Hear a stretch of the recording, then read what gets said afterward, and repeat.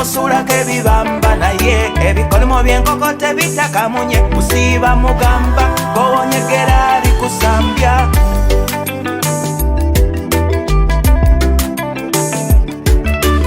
kandukuviire ku ntono ng'omuyala asanze we bafumba omugenyi yandagenda ku nnyanga asenga kati akulungudde omwezi nalina enkoko yange lucumba nagimuwa nagirya obugenyi nalina ne bata yange kabuzi nayo yagirya dda tasaaga omugenyi atagenda omugenyi andabye nakuserwa gy'okwota mukoye omugenyi yasenga nasinza nnyini mwentanama omugenyi mukoye nze yajja tukubya mu ngalo kati atusesa makete nalina kamyu kange gasodde nako yakandyako nankuba ebibe kyagalo nalina embuzi yange bitanga nayo yakyegwera nampa ebijanjalo okwekulubeseza ku munnanfuusi wabula kwefuulira nolosolera singa mukama yanukula esaala zaffe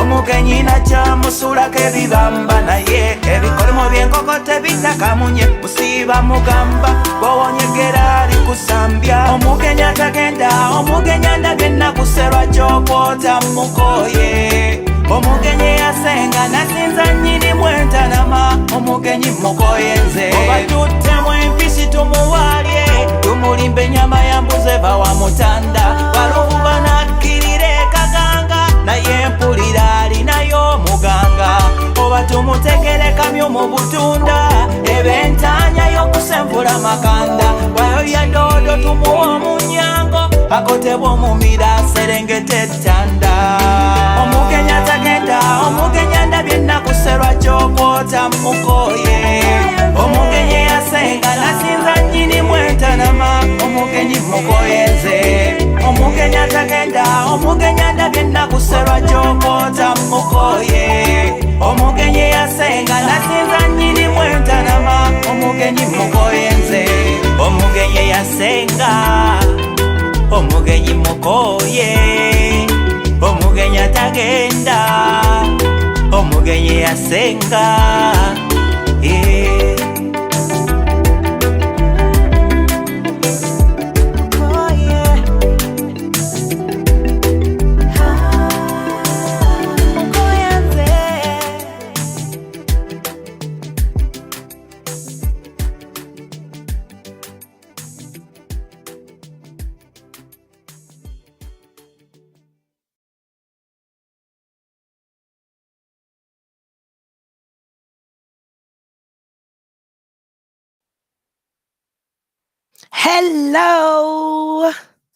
Hello, ladies and gentlemen. Welcome to Sarah Nabz live on Chimbugwe Live with the UNN ladies to Tandika, the revolution of a woman, the revolution with the women, the revolution of the women. What is our role in this thing that we are so badly fighting?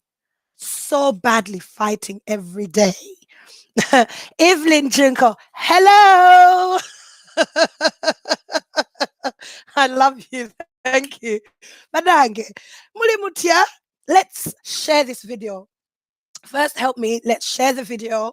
Let's tell the world about this new program on our Saturdays, giving you all things revolution for the woman. Our mental well-being, sente, social life, marital life, everything woman. Because at the end of the day, women make the world go round. Women are the ones who carry the things that we go through on earth. They're the ones who carry the human being. Kakati sitani ayagala nnyo okutabula ekintu kye bayita abakyala. So ladies, I'm asking you to come here today. Share the video. Help me share the video. We're not going to be here long. I want you guys to please give me a phone call Today mugenda tukubira amasimu, today mugenda tuweereza ku audios. Twagala kuwulira kye mwagala ng'abakyala okuwulira ku sheno. Ka sheno egenda kubeera yammwe. Mutukubira amasimu muli alina ekizibu, anyone who's going through any problems, anyone who needs support, anyone who needs facilitation. This is going to be our safe place to talk all things women. Please. So let's share the video. Ngasoka balinda musoke sharing buli wamu to sharing it ku YouTube, share with those on WhatsApp, share on your page. Let us share in the different groups. Let us tell people about this show. Project 1 Million Women is starting. Tandika kati ya mobilizing you women. I need 1 million Ugandan women. I don't even care actually. It doesn't matter where you're from. But to show yamwe. If those of you who are not yet sure, please, you can now subscribe on what we call UNN TV Official. That is our YouTube channel. Subscribe and set your notifications. Set your notifications. Kakati. Ninayo my darling UNN lady today, Sirin Zeka. Lero kashoya lero tuogera kubi introductions and stuff. So Ngenda Kwirita, one of our ladies, is going to join me this evening, called Vicky. Oba Vicky Oliwa. Hello. Hello, hello, hello, hello. How are you, my sister? Hello, hello, hello. Nsanyusa obbalaba, nsanyusa obbawuliza abakyala bali eyo today. Tukigusa ekintu tutandise. Yeah?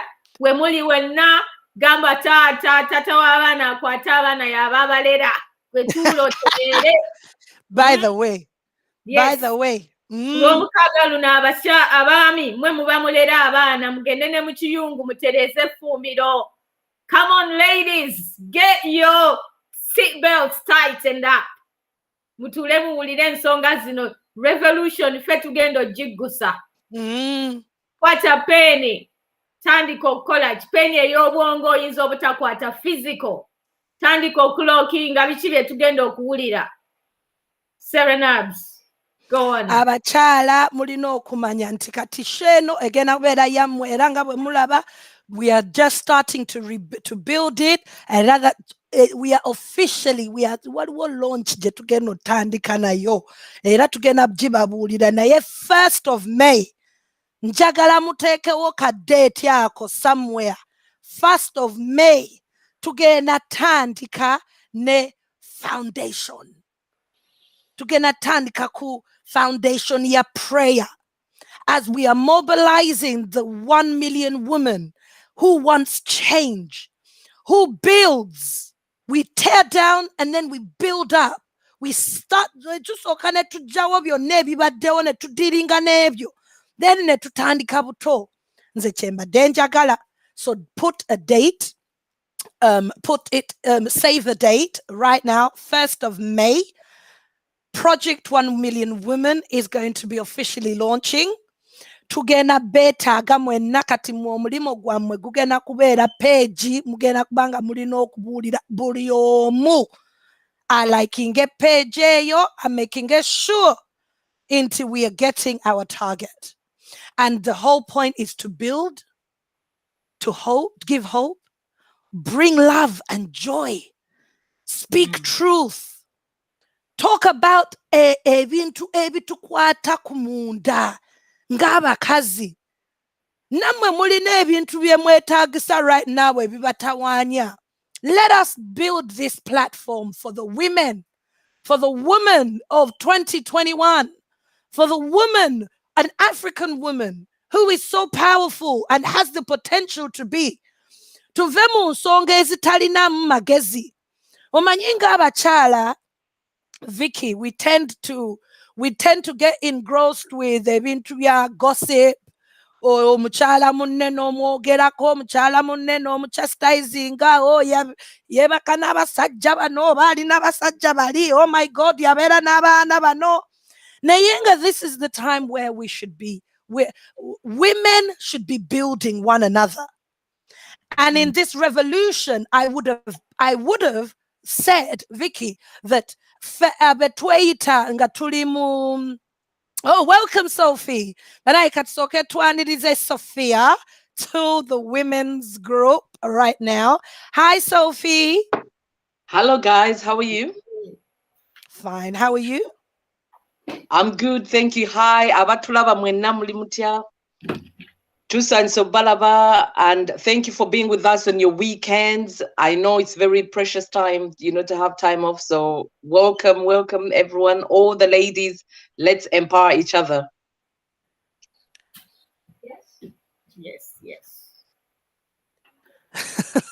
Waliwo awandiise wano mbadde I was just reading his comment Nesta gitegeera bulungi omutanda abatemu bakyamulemedde ani ono Tamuzadde Magezi eno ye show yegenda okuwa amagezi agakuyamba okujja mu small thinking, agakuyamba okununula mindsets zaffe. Is a lot of bloggers on Facebook. I just want to let me make this clear for some people. Blogging is not facts and truth. Blogging is my opinion ng'omuntu. Nenzija ku Facebook yange nenkuwa opinion yange. Omuntu ne waba alina evidence oba ki, i.e. audios, nazi playing. Omuntu omukulu ne police officer oba omuntu investigating ekintu ajja kutunula ebyaliwo before, ebyaliwo after, ebyaliwo makati, taking all information, then akole decision. Kati kyetusaba ng'abantu abalaba UNN. When you come to UNN, we don't want you to come with your emotional mind. We want you to come with an open mind of learning, possibly getting even a narrative that you might not agree with. But that is where you learn to discuss, to put your point across, to put your ideology across, your narrative across. If someone decides they want to put the narrative of we want to kill them, I just want to bring that out. That is their opinion. It's not the facts. It's not the truth. So gwe ng'omuntu ng'owulidde ng'omuntu azenga abannange kino kyambaddeko bannange wa akuba obulango, owuliriza n'ogenda n'investigating. Kati nze kyenjagala obbagamba abakyala mwenna n'abasajja kati abamu abajja ne bawulira ebintu ebyo. No one is perfect. No one is perfect. We are not perfect. And that's the one thing I want to come and tell you here today. Sarah Nabz is not perfect. Sarah Nabz is going to make mistakes. Sarah Nabz is also a human being, and she's going to fight with people. She's going to argue with people. But it's what happens afterwards. And it's what happens before. Kati tuli bantu bakulu. Tugamba UNN, we are a online television station. We don't want any problems with anybody. We love everybody, and we are here for the revolution. We are here to revolutionize our women, build our women, give hope to our women, and support our women who are not able to do what we do. We are the forefront. So me as Sarah today, I want to let you know as we go through this show, Sarah will not be perfect and she'll make mistakes. Now, what you're going to love about Sarah is Sarah will never hide away from her mistakes. We will come here. We will talk about them. We will discuss them. You can ask me anything you want to ask us, and we dissect it. Mulaba mubachala bange. Kakati njagala nti going forward, twogere ku bintu bituzimba ng'abakyala. twogere ku bintu ebituzimba ng'abakazi ebigenda okutumakinga better women. Ate n'ekirala, ladies, we need unity. Sisters, we fight, but you come back and you sit on the table and you say, my sister, this is how it went wrong. That is what I want us to be doing on this show. As women, let's carry ourselves with poise. Let's carry ourselves with integrity. You are a she woman. You're substantial. You're a heroine. You're emancipated. Wow, if I tell you one day, I would love to tell you my testimony. I have been emancipated. I am not perfect. But ladies, that as we are introducing ourselves, I'm going to ask Vicky and Sophia to also say something about themselves a little bit, to show people that we are not perfect. We are also got problems. But together, two heads are better than one. Sarah had a crazy teenage life. Oh, I had a crazy teenage life. Naye mukama na nyamba. Era mukama na nyamba. Naye mukama okunyamba najja na savinga. Era mbeera nga nina embeera zange. Era mukama akyadiringa nazo for as long as I'm on this earth. Naye nze nagamba nze I can't do nothing without God. I can't do nothing without Jesus. It's not in my own strength. It's not by might, it's not by power, but the Spirit of God. And that's why we've been preparing with our ladies about the foundation in which we start. Truth, power.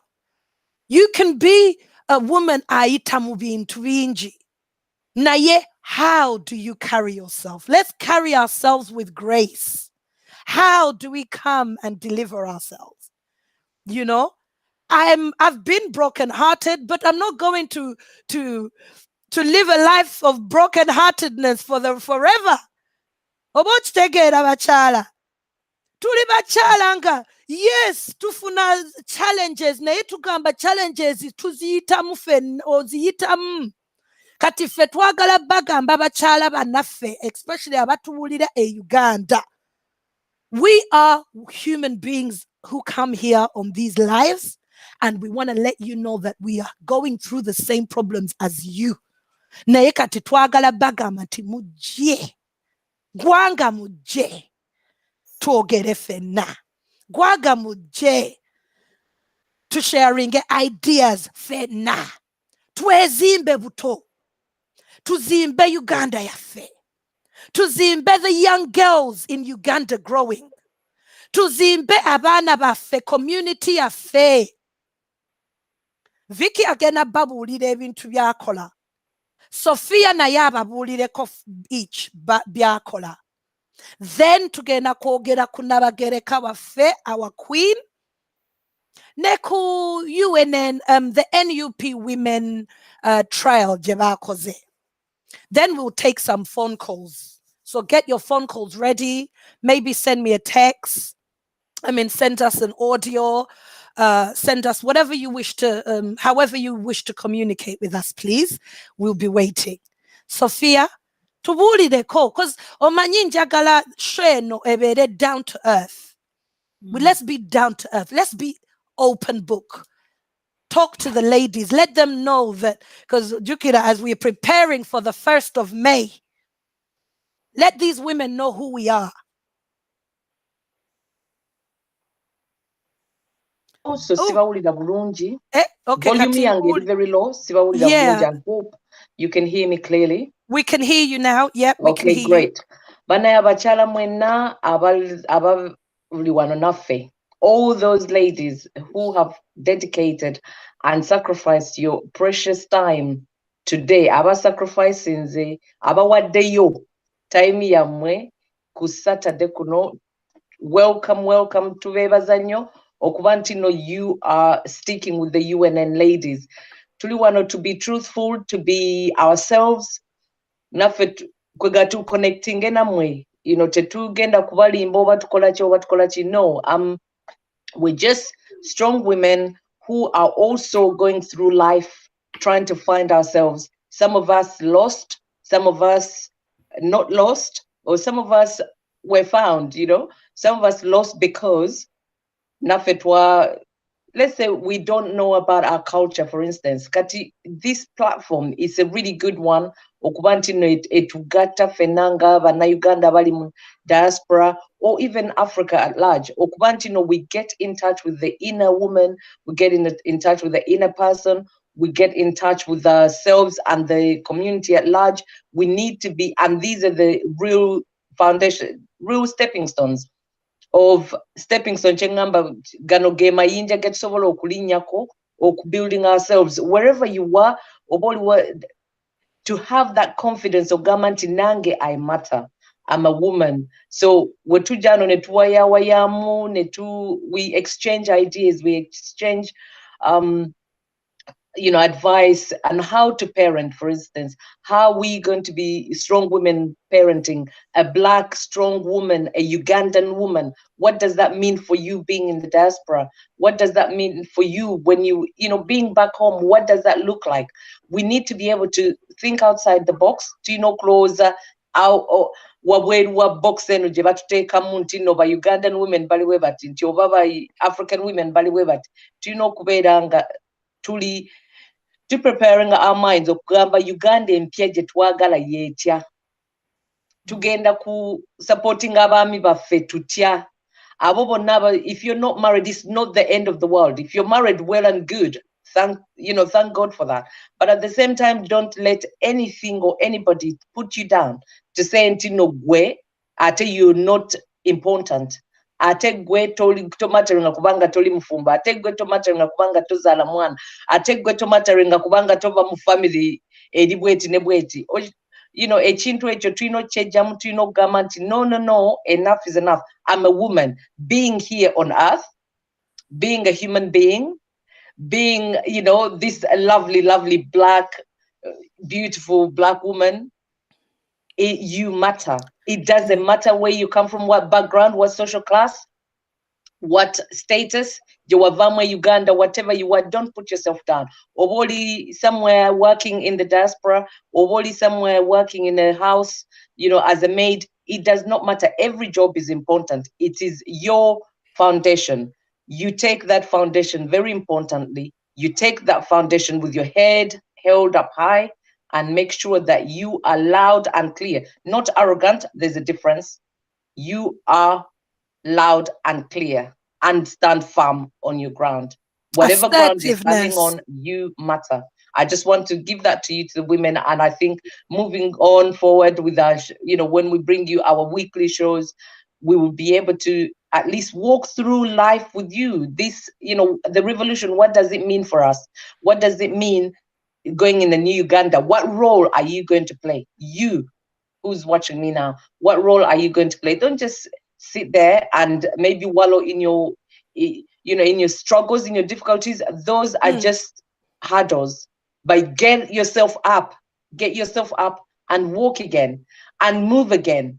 What do I mean?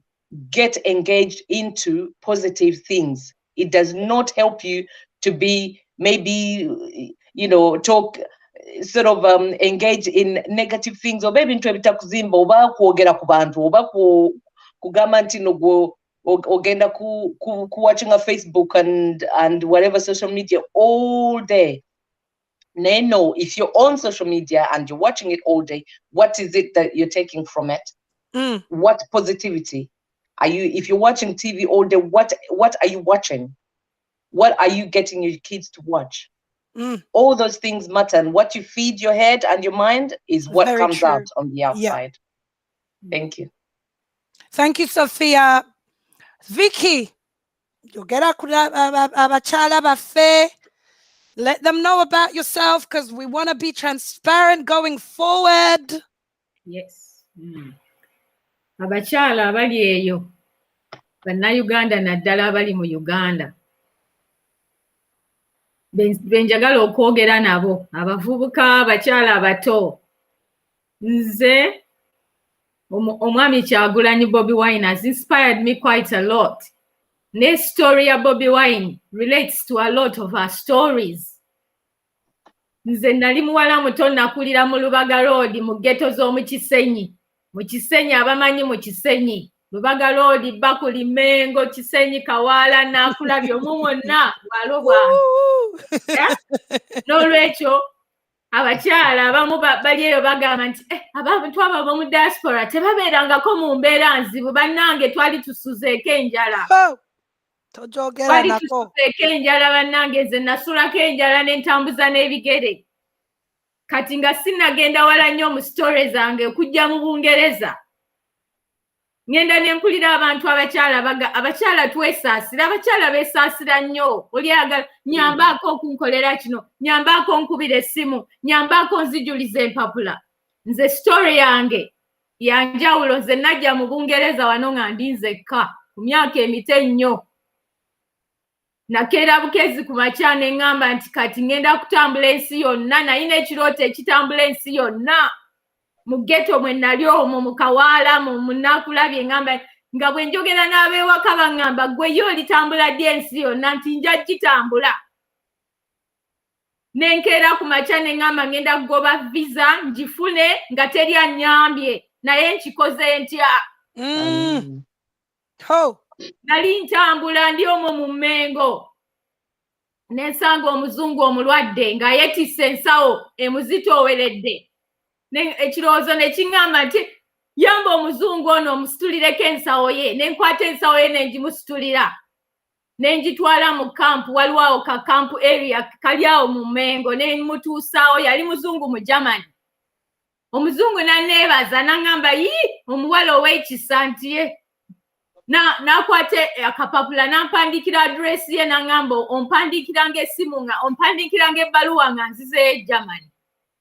Nange kye nakola nga mpandikira omuzungu ebbaluwa, ebiseera ebyo ebbaluwa nga tuzinona na ku post office. Can you imagine ogendayo n'onona faxi, ebyo mirembe gya dda nnyo. Ne ntandikira okuwandikira omuzungu ebbaluwa.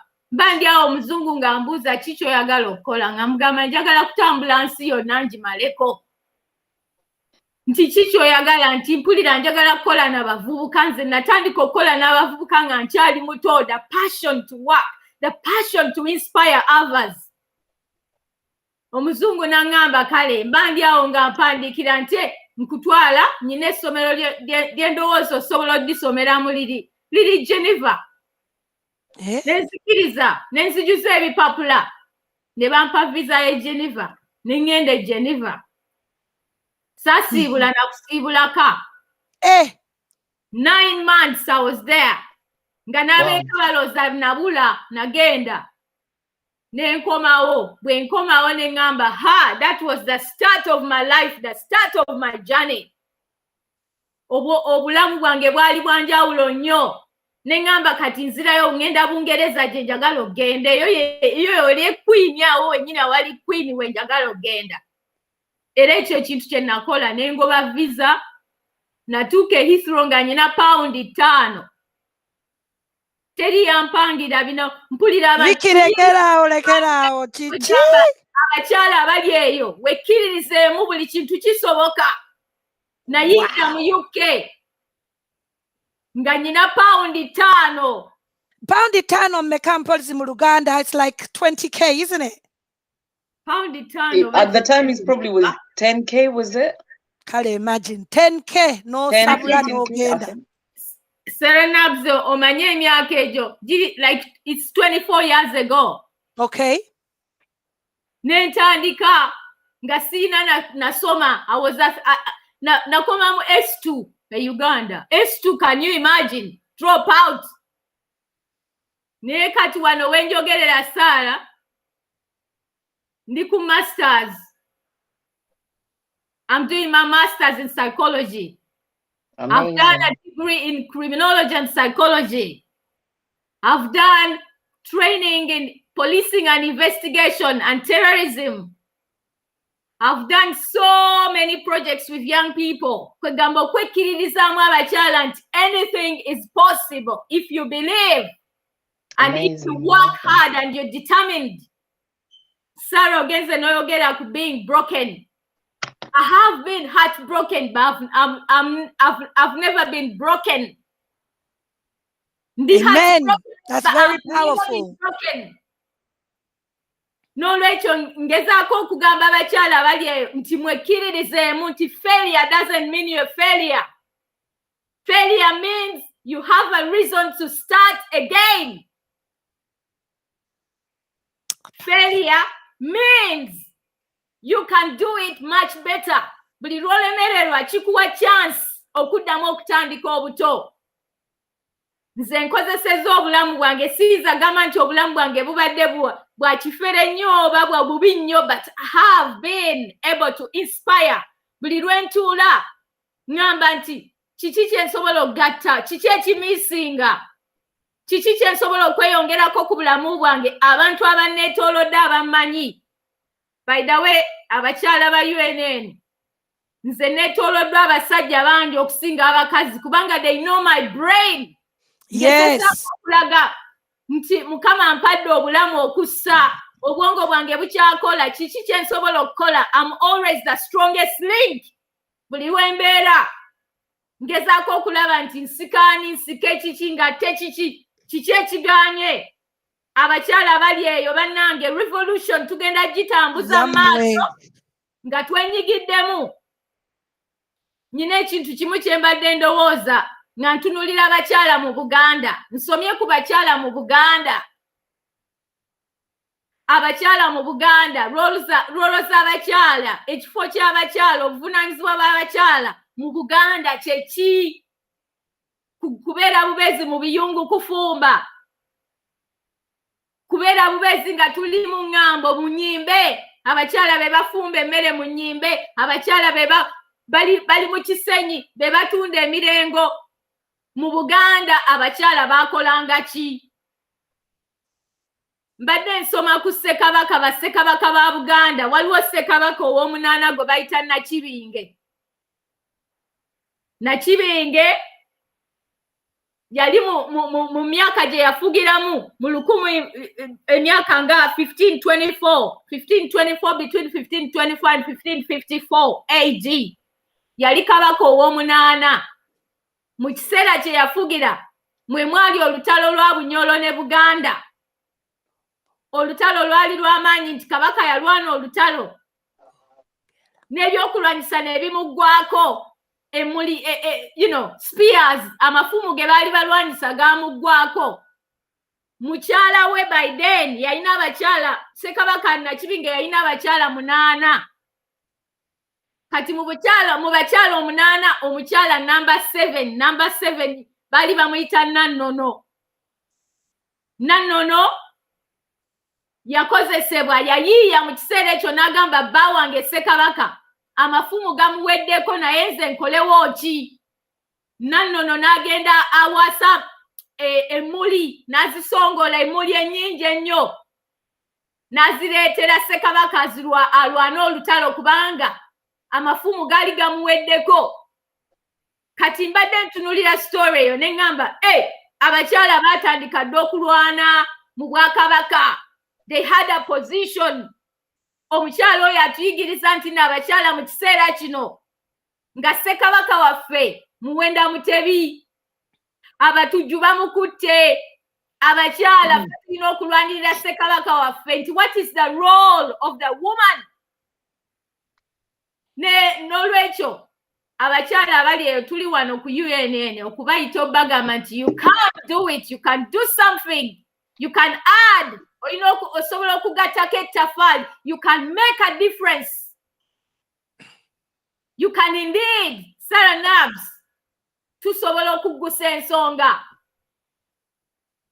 Women can surely make a difference. Nze mbabuulidde era ffe ate waaki ffe ku UNN tulemerako ne tugamba Kimbugwe oba ki kati abakyala balina okuyimuka.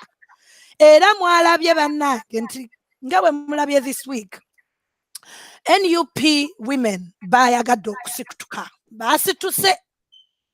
Basituseeko about 11 of them nga baagala to sensitize, bakaabira baana baabwe ne baami baabwe abali mu prison.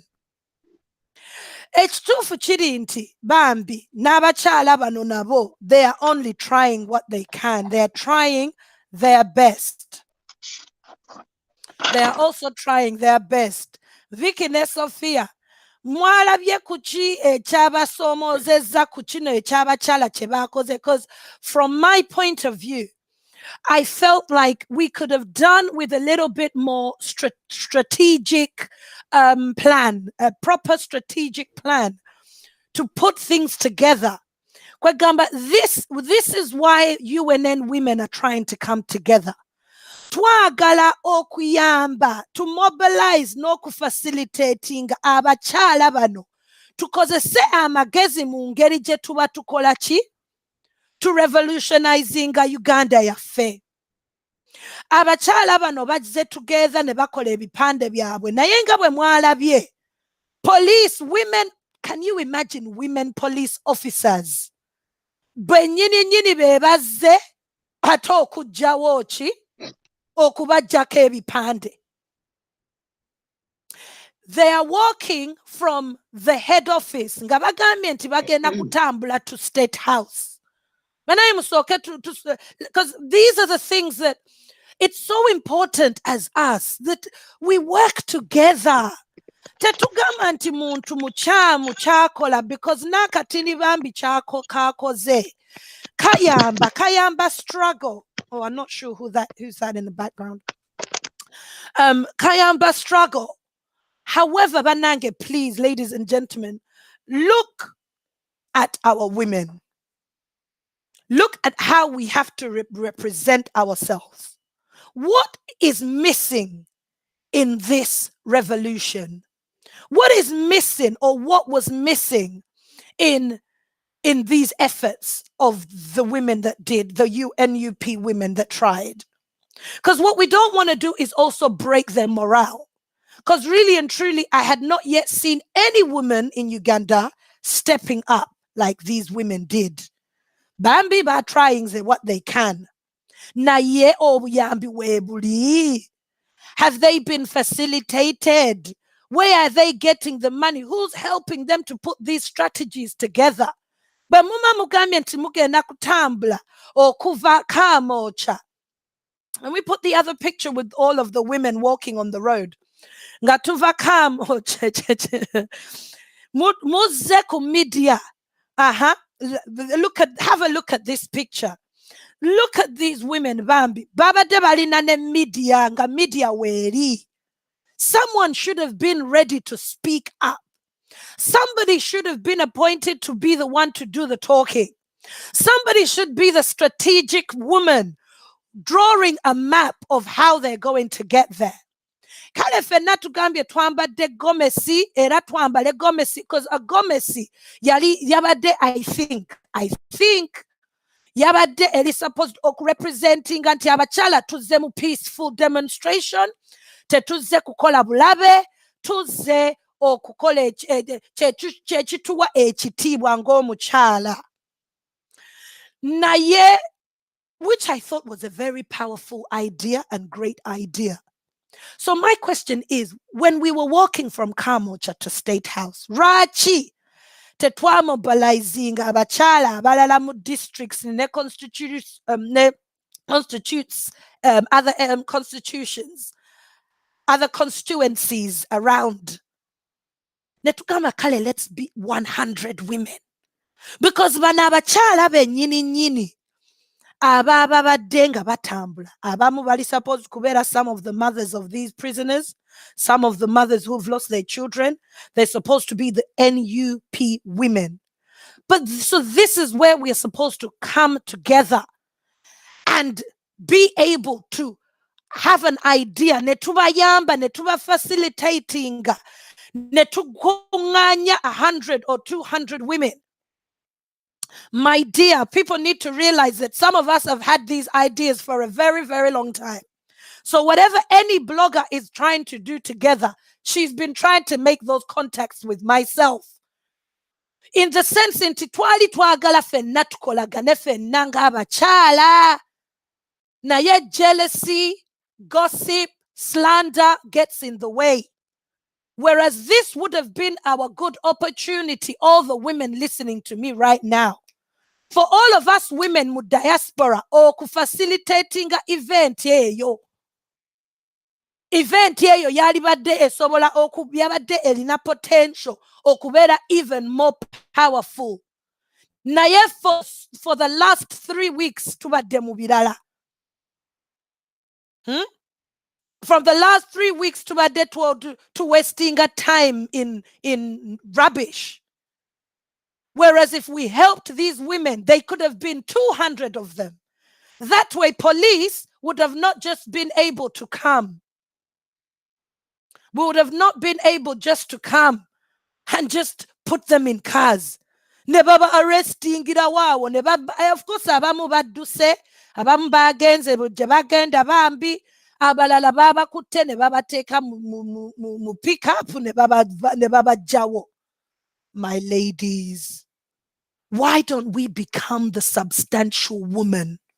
Why don't you become substantial and come off gossip, come off slandering other women, commenting rubbish? How about you as a woman look inside yourself and ask yourself, what can I add on to these beautiful women? What can I add to what they were trying to do? What is it that I can do? Because I thought the whole point of us starting a new revolution, of us trying to remove a dictator, was to not do the same mistakes as he did, was to not be in bitterness and not be in hiding, be accountable, be responsible, be transparent in how we work. Ate ekintu kino tekiri about group emu yebeekola ekintu. Uganda yaffe ffenna bakyala. Women, Uganda is yours and mine. Stop waiting for an NUP party. NUP party esobola okuvaawo tomorrow. Munakola kinge evuddewo. What will you do if it is removed? What are you going to do? You're still a Ugandan woman. You're still a woman who wants change. So what are you doing? What is your part? Vamu commenting or gossiping or you get rubbish. But what is your part as a woman? What are you saying that's substantial? Jaku Facebook page yo chichicho yogera echi building omuntu omulala. Because we could really put something together and do another demonstration with the women, but on a bigger scale. Naye kigenda kwetaaga ffenna abakyala tuve mu emotions, tuve mu feelings zaffe, tuve mu bintu ebitalina magezi. Okitegeera, omuntu n'ojja ku show, n'ojja ku page y'omuntu n'oyagala okuwandiika n'owandiika. It is not going to change what I'm saying. It's not going to change what I'm saying, what I'm going to be doing, because you also have a part to play. Now, Sarah cannot do it alone. Sarah needs other women to join her. And this is why we're here. Fere tugenda kubeera ku bintu ebitaliimu magezi, fe twagala kufokasinga tuyambe abakyala abali e Uganda. Fe tusobola okukola peaceful demonstration on a whole bigger scale. On a whole bigger scale. We could have done Christian women, abakyala, ne tufuna emikeeka. Mu kifo ky'ogamba nti tugenda kutambula okuva Kamwokya tugende ku State House. Lwaki tetubeera ku State House kwennyini ne tuteekawo emikeeka, ne tujja n'ebibbo, ne tujja n'abaana, ne tutuula 100, 200 women, ne tufacilitating abakyala nga bambadde t-shirt eza white or something, nga bayambadde nga tulina different posters, ne tutuula. Ate bagenda tukola ki? Era bajja tukwata batugyewo, then what? Olaba? So the thing is, we can all bring ideas together. Every little helps. Every little helps. Abakyala, they really tried their best, but now let's help them even more. Naye balina naffe tukkiriza. You have to understand that. Why should I put my £500 and send it to Uganda and nobody tells me what they did with that £500. I should have the transparency to say that if I've sent £500 to Uganda to facilitate a group of women, I want to see the fruit. If we are saying we are building a party with different individuals who have different ideas and professionalisms, and we want to, and we are saying that we respect the ideas, we respect the things our Ugandan citizens are saying. Because jukira okubera mu government okolera citizens by Uganda. You're not doing us a favor. You're not doing us a favor. You're working for us to govern our country as a whole, to govern our resources. So we have the right, dictator, we have a right to ask questions, to be accountable, to ask you to put yourself together, to say, Bananga Bachala, we want you to come and tell us, what do you want us to do? How can we women in diaspora help the women on the ground? Kati chechu tandise. Erache tugendo okubera wano buli Saturday. Let us talk. Let us facilitate. Let us deal with these situations. Let us look at what is going on in our country. Let us dissect it. Let us tear it down. And let us rebuild it. Ngaba kazi. Ezo emotions tuziveeko kati. To concentrating because bana abachala batwetaaga. So fine Vicky. Batwetaaga fenna. 2 heads are better than 1. We all should be participating. I don't know about you, but I would have loved for our First Lady to be heading that walk. It would have been amazing. If yakulembe daba chalabo, na yena alaga solidarity. But someone's going to come and tell me, First Lady wafe, First Lady mutumuleke, because you're so looking at the small picture. You're in your emotions. Abachala muvemu emotions. That's why abasajja batu singo olumu amagezi. Because ebintu bino ebya governance ne leadership tebigenda kubeera mu emotions. Or leading a country is going to take logic. It's going to take intellectuality. It's going to take confidence. It's going to take strength. It's going to take substance. It's going to be you to be emancipated that sometimes you're just going to have to ignore the things that are around you, a bit negative. Oh, God, let me hum in on this one thing. Logic before emotions. Love all day, love. Ebintu bya love also biteka mu emotions, feeling, you know, as we are bachala. Mulino kumanya when to put yourself together. When bere wakano mwami wange, I'm loving, I'm vulnerable. I humble myself. I serve my husband. When mubera mu purpose yo olino kujana manyi. You are assertive. Me, I'm a boss. Yes, I own a mental health center. I cannot be emotional in running a business. Ngolina 5 members of staff. Ngolina clients. Ngolina bills demulino kusasula. Kati okaba amaziga oba nenvuma abantu oba No, ladies and gentlemen. Women, we are looking for substantial women. Feche tugendo okuzimba. Feche twagala okuzimba. So that kati fewano diaspora tuyambe bali abali on ground. Abatasobola kwogera. Abatalina the voice.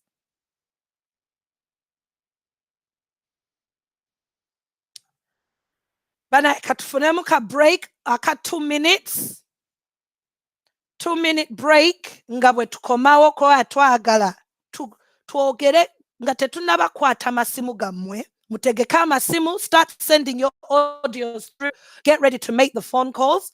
Naye njagala twogere ku Nabagereka Vicky. Ogenda tutangazaako katini ku kye twalabye ne kabaka waffe n'omukyala we. We'll be back in just 2 minutes. 1 minute.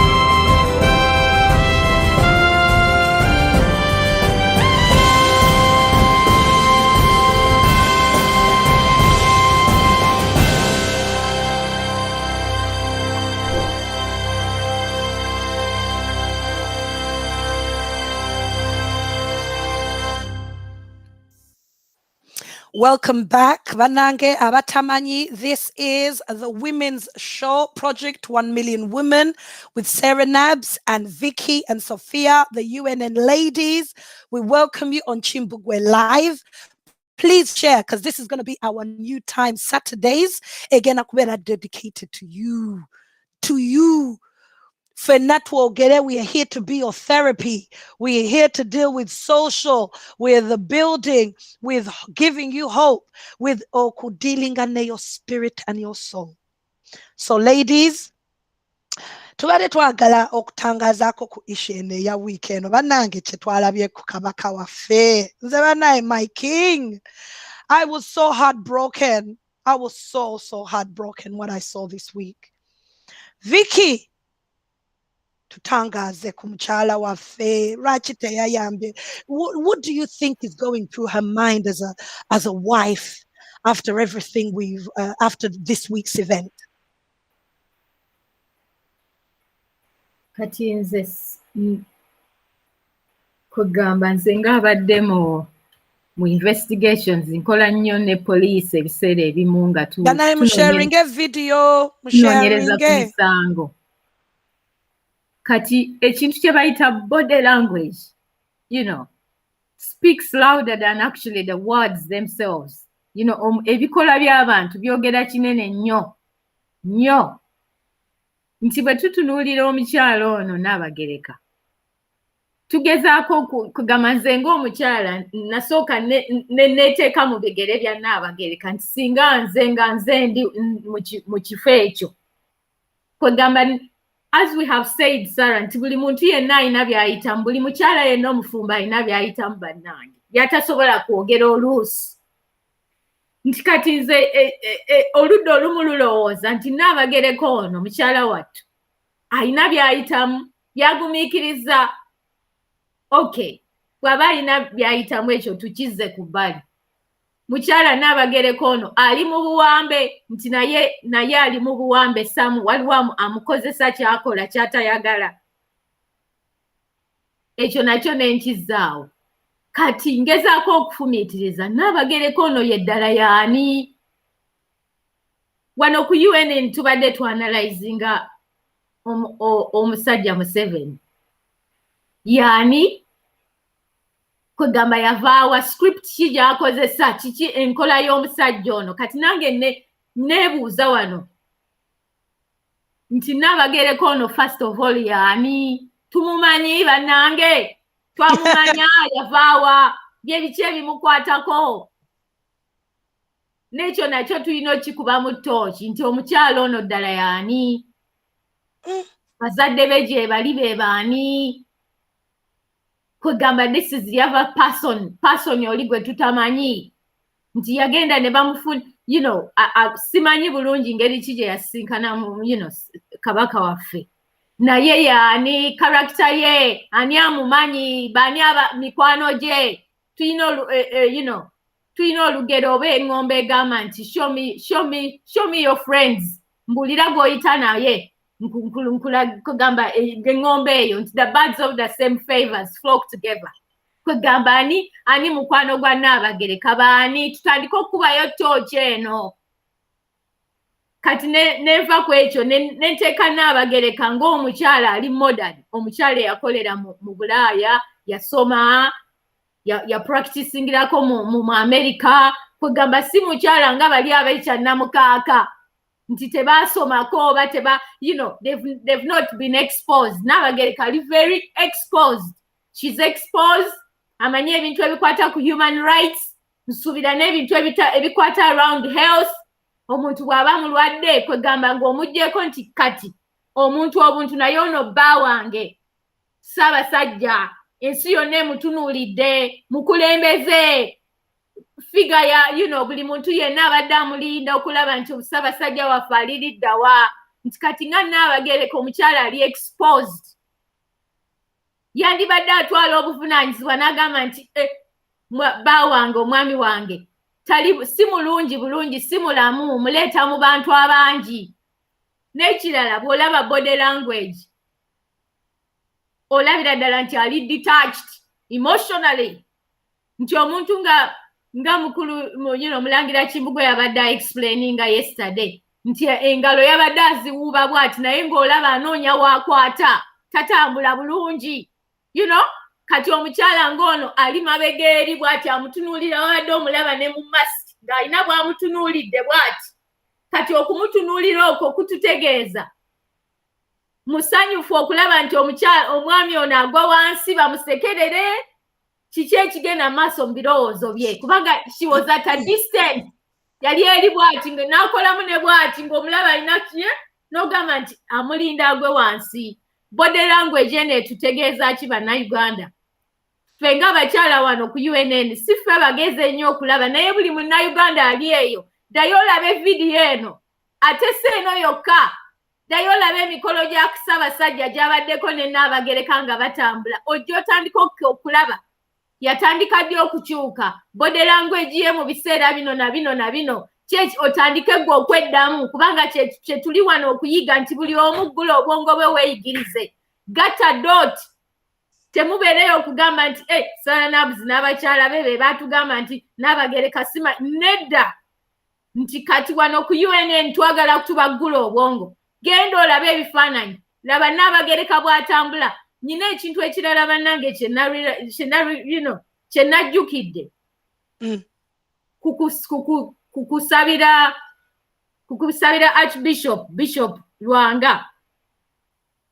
Nnabagereka yalimu mu maasi mu misa eyo ng'atudde ne Katikkiro awo, baali batudde awo mu maaso bombi. Nagenze ne mbatunuulira naye nga ndaba body language ya Katikkiro ne Nnabagereka. Waliwo we beekubira akaama ng'olaba ne ngamba Katikkiro ng'alinga ali so close ku Nnabagereka ono.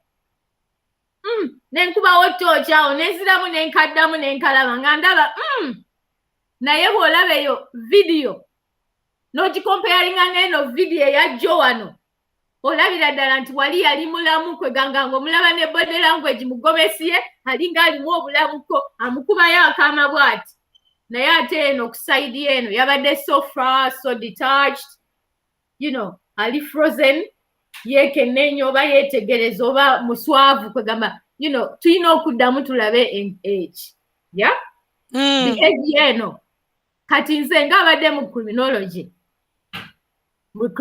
nga tunoonyereza emisango bwe tuba tuli mu kasenge nga tuwulira testimony wabeerayo omuntu alaba bulabi body language nga yeetayogera asirise bw'ati ali eri mu glass toyinza namulaba bw'atunuulira ebigambo bw'atunuulira body language kati tulina okukubayo eyo kitutegeeza ki ekyo it speaks louder than what we actually know we can actually analyze nti detachment eno emotionally obufumbo bwaggwawo bannange n'omukwano weeguli love erabika teyaliwo masannyalaze galiwa.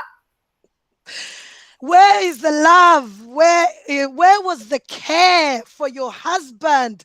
Your husband is sick in front of people. Naye maybe Vicky naye nze munyambe muntangaze because nze bino sibimanyi. If you're the king and queen, toli allowed kulagako kwegamba nti ofaayo ku musajja wo mu bantu. Babagamba nti kwegamba tebabeera nnyo close. What exactly is it? Kati nze ndowooza nti nno abakyala Abaganda n'abakyala Bannayuganda tuli nti culture evolves. Culture yeeyubula kugamba tuli mu mirembe gya culture okweyubula.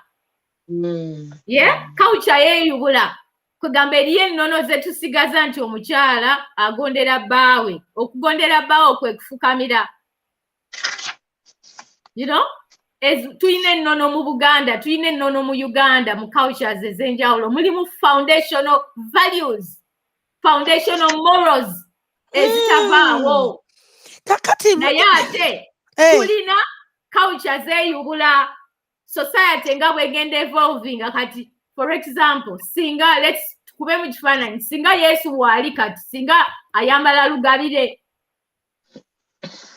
yandibadde maybe ne Bible yakwata ya tablet because the society has evolved, technology has evolved, ebintu bikyuse nti kati abakyala Abaganda ng'omukyala Nnabagereka ali exposed. Bw'oba olaga omukwano eri bbaawo oba n'Abannayuganda mwenna omwami wo did you responding kubanga love is not hidden. Mukama yagenda n'akola ekintu kye bayita okwagala tosobola kukweka ne bw'obaani nti at least you make a move. Otegeera kati tugezaako okulaba nti culture eno ey'Abannayuganda culture yaffe ey'Obuganda it has evolved, it has become a bit modernized. Nti modernity tegamba nti ebbaawo omugwire omukomberere mu bantu. Naye there are steps, there are things omuntu byasobola ogamba nti omwami mulwadde mubeerekoko omukwatireko n'akambe ng'asala keeke. Gwe bannanga oli luti oli kiwuma nti oli kiti tekiinaamu kwegamba obusomyo temuli.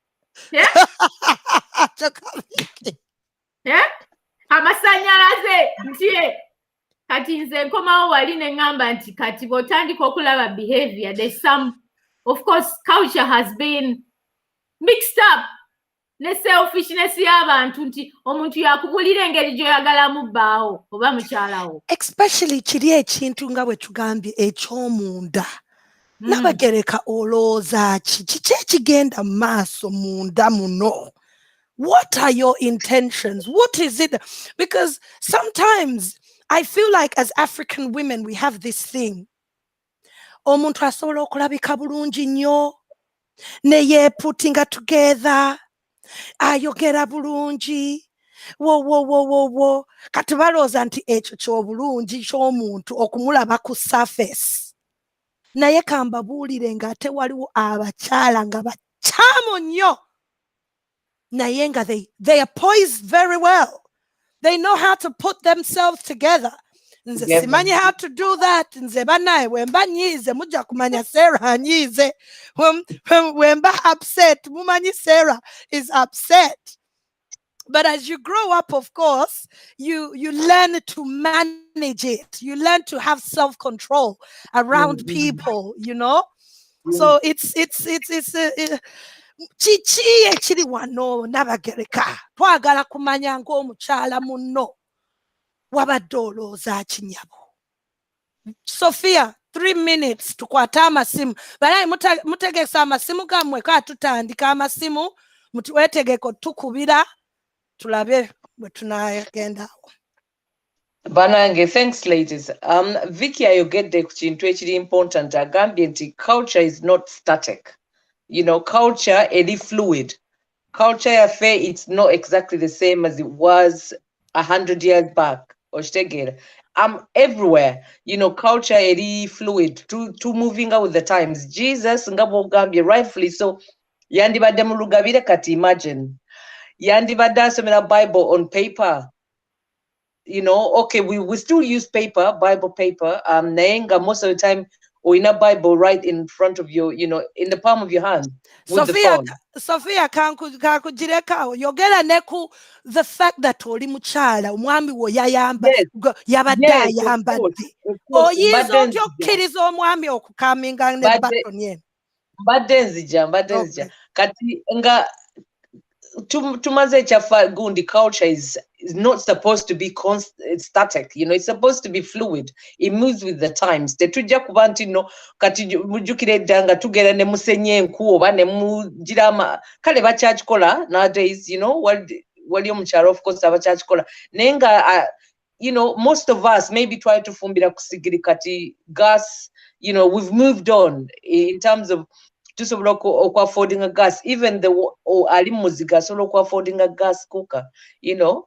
All those things need to be put into consideration. No, tuchakola ebintu nga bwe twali tubikola luli. So does it really hurt? Or government kankwatire ku mwami wange akambe nga sala, you know, cake because it's his birthday after all. These are the significant and important dates of one person. You know, the human being, your date of birth or your birthdays are significant in your chronology of events. Kati nekyogamba nti banaye omwami wange oyina okulaba nga ali presentable.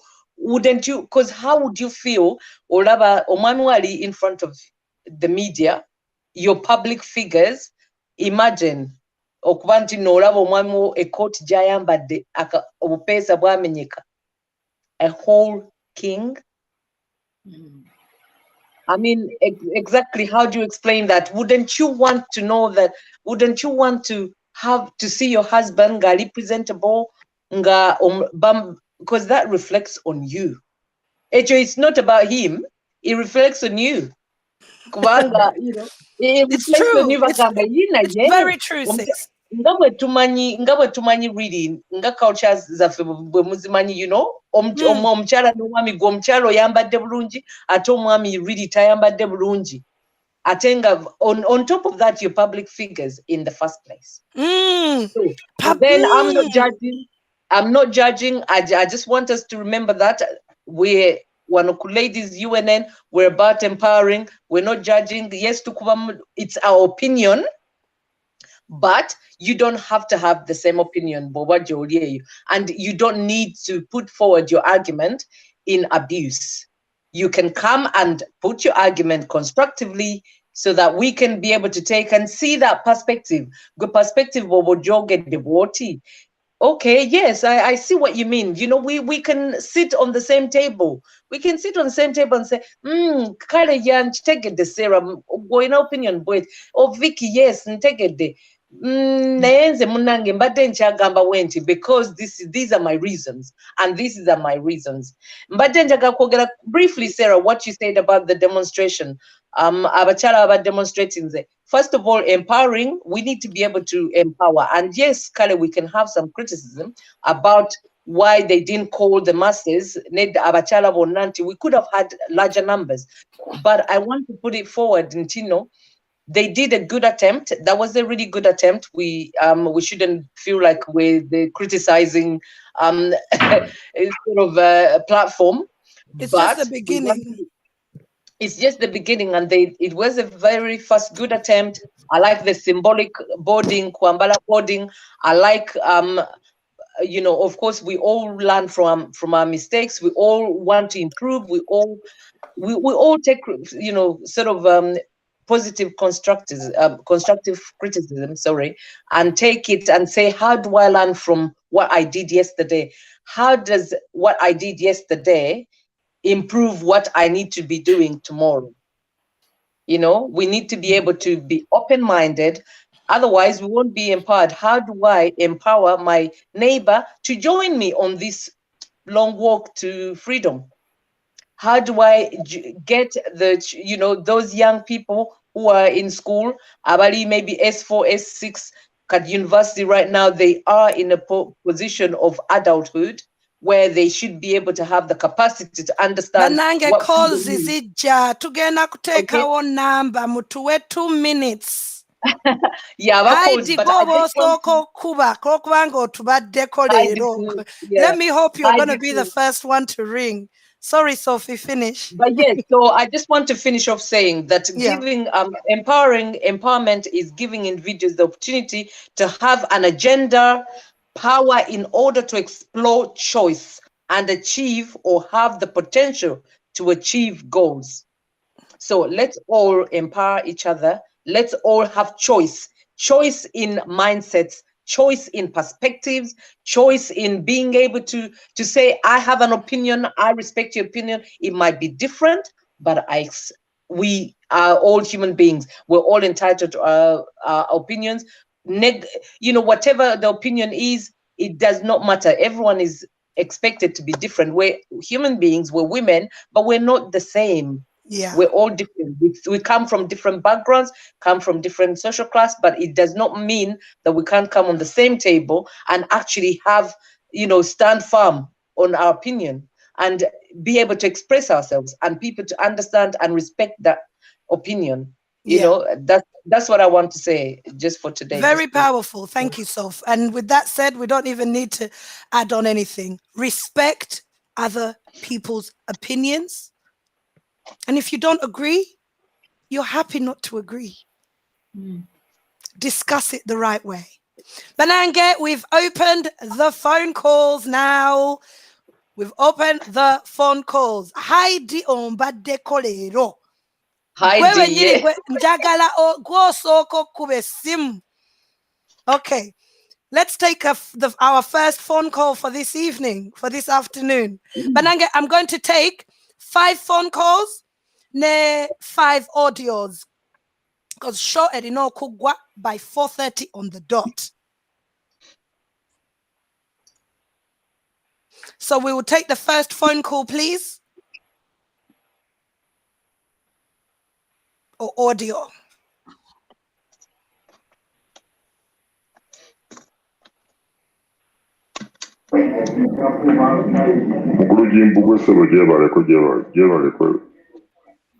Programu yaffe eya Ssegujja gye yatandikira ngiwuliriza.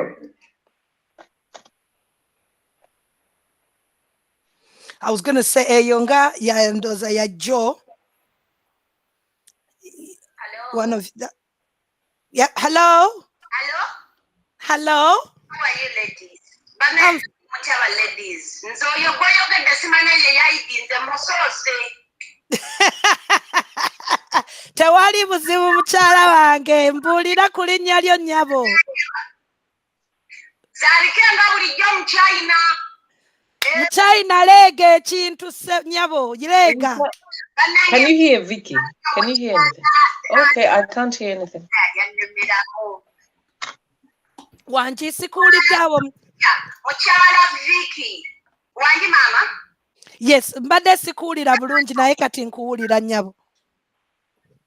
Mbebaza nnyo mukyala Sophie, mukyala Vicky, mukyala Sarah, mwebale omulimu gwe mukola, mwebale okuvangayo ne mutuwa olunaku powerful women, beautiful, intelligent, bangambye ng'omwazimba n'emizigaawo mwenna mwerondanga muli ba mizigo naye mubiraba abakyala abalungi abalina smile bwe musanyuka akazigwa buli omu ayina ono n'amulisa oli n'amusanyusa okabba waanaani bannange yabawa emizigo n'abawa n'amagezi yeebale kati ngende maaso mumpulira tukuwulira nnyabo genda mu maaso kubeera n'emizigo ekyo kitone kaakati kansandikira ku nsonga eza siriyasi awo nvuddewo njagala kutandikira ngenda kuwa obusonga bwange tutemu mu bwangu abakyala balaba basobola okuteesa ensonga ya demonstration eri gye mwokoonyeeko kirungi abakyala ba people power oba abakyala abaavuddeyo ne bakola demonstration kikolwa kyabadde kirungi naye era nga bwe tulaba some people are trying to own it which is not okay naye mujjukire it was after the UNN women came out ne tukrashinga Flavia Nabz this woman at the secretariat ne tumugamba abakazi bazisa abaana baabwe emirambo gibowane emirambo gibowane you so comfortable okwakwekawo okyamubika. It was after the criticism, I'm telling you, changes the Mulabaka to secretariat. It's because of UNN touch Jekubie, Mekubie Mungalo. That is not demonstration, is the Mulaba. They are your efforts. And I know some people are going to come out and own them. But I met only at advocating. Why has it been done after UNN came out and touched the whole secretariat? It's all coming to them. So big up UNN women. Continue to touch. If Flavia Nabz has to resign, she will resign. And the young China, she's when we know when abakara kulekula abakazi abasika abaana baabwe abasika bababa we ng'abakyala bakulembera abakyala ku NUP secretariat they are doing nothing.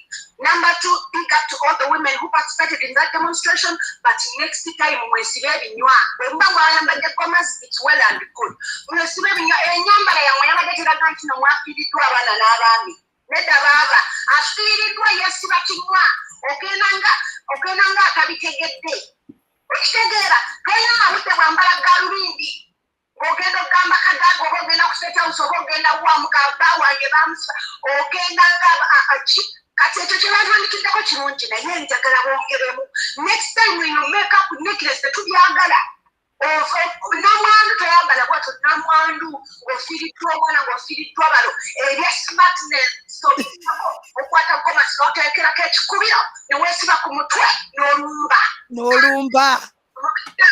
It was not, I kind of saw it good, but it was more of a ceremonial act. After people came out, they were criticizing the women in the NUP and the head of the Women's League in NUP not doing a thing. We want next time that demonstration to be powerful because guess what? Abakazi, petuzika abana bafe, petuzika abaganda bafe, petuzika abaami bafe. Mugende nga abafiiriddwa kagenda bwatu. I applaud their efforts, but I'm saying next time kisuke waawo. Kubanga bwe tuba abakazi tulina okwekalakasa tulina okulaga gavumenti nti ddala tukwesiika abaami baffe. Tukola okulaba ng'abaana baffe bakomawo nga bajjudde ebiwona. Briefly, kanjogerako okukyana abagereka. Bannange ekintu kino ngenda kukyogera naye ebigambo bye njogedde byange si bya UNN oba abapanalisi baayo oba abapresenta baayo ayagala gyantuge. Nze nkibawo nga bwe kiri kinyota nkimise. Bannange ne basaba bawuliriza essaawa zino. I don't think ekintu kyemwogeddeko kikyamu.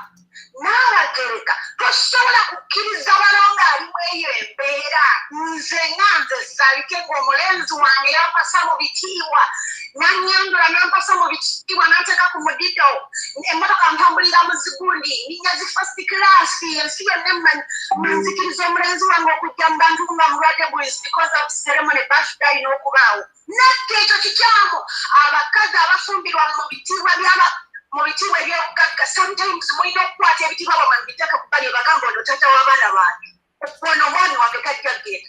So awo waabaddewo weakness n'ekirala obutabukwatako omusajja atagala zena tusemugamba kabaka wange ng'atagala maama oli ali ku seremone engalo aziwumbye yenna yesu yegomasi nze nno kati nze ondaba kabaka abakubanga yawasanze ne bagala tugende mukwatirira n'omukwatirira omukko keke ne mugisala omusajja ng'amira amalusu kabaka basanga amira amalusu ng'enkoko erina enkalamata bamulagira bamwamulayo mu ddoogo olyawo yakoze bubi nnyo n'abagereko baakulira bulayi kubulira ebyobulayi ate bitukwata okkiriza okubeera position oba wasomera mu America oba wali okola mu World Bank oli mukazi muganda omukazi omuganda akwata ku bba embeera kabaka gyabadde mu siye ya bulijjo oli mutuufu omukwatako n'omukwatako kinogamba wadde Nabz wali wagambidde mbu kati nakola mu British royal family tebakkiriza kulaga emotions za romance video mu public naye ate omukwatako kuba kati wano buli omu akitegeera nti kabaka mulwadde ekyo kyabadde ensobi yambaza nange neebuuza omukyala ddala akyafa kubba omukyooka newekebezijo ekkooti kimanyi kati ffe ng'abamu abanoonyereza oba babagenda mukooti omwo nkikebera musawosawo nenkebera mwengulira ku bukiitibwa abannagundi bano bave bbali omusajja najjange ekkooti eyo kyabadde kikolwa kikyamubayiga wanted to prove a point I'm sorry kino ngenda kyogera nti kabaka gyali mulamu naye nze mba kubanga nze Naabagereka mbawulira ebba wange temwali mulabe ng'alimu eyo embeera teyaligenze nze nali mugambye bannange togenda ogenda nange nze nnyini kunswaza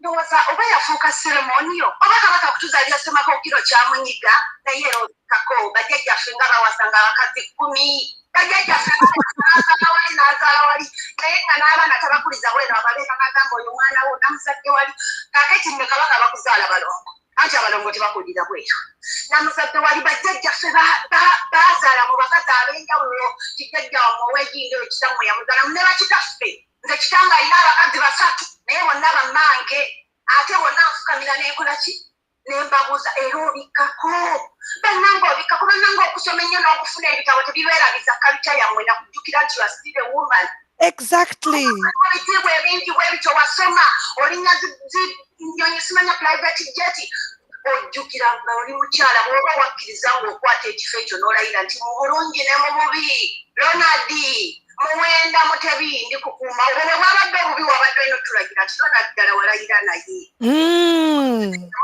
obufumbo bwe bayita obufumbo okwata ebitiibwa byo n'obizza ku bbali okwata obugagga bwo n'obuzza ku bbali oba omusajja omusinga ssente oba kati gwe nagundi n'oganga taata w'abaana bange munnange bwe twalayira emyaka 2 mu bufumbo eyanzija ku lujja kubanga bamuwasa mukulu yali 35 nzijjukira bamuwasa mukulu kaanoga omusajja eyamponya okudiba kamuwempejje kyobala tujja batwalako nnyo abasajja nze kabaka kera enkyanga gyankwana nga ngana nga lwaki simuwakke nemukupakawo mu maaso tugende mu maaso njogere ku point endala ebyo bijja kunkubya era nti bayita bajja kunkuma kakati